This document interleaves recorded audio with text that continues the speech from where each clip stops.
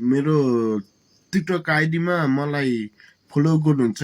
मेरो भिडियो हेरिसकेपछि म एउटा अपङ्ग व्यक्ति मान्छे भनेर चाहिँ अनफलो गर्नुहुन्छ। त्यसपछि किन हो, यसको कारण के हो? सुरुमा चाहिँ फलो गर्ने, पछि गएर चाहिँ अनफलो गर्ने त्यस्तो चलन भइरहेछ 1 महिनादेखिको है। यस्तो नगरिदिनु होला।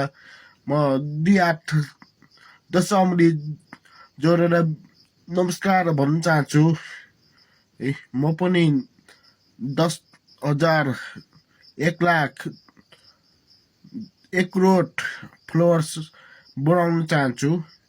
मेरो भिडियो मन पर्दैन भने लाइक नगरिदिनु होला, मात्र स्क्रोल गर्दै जानु होला।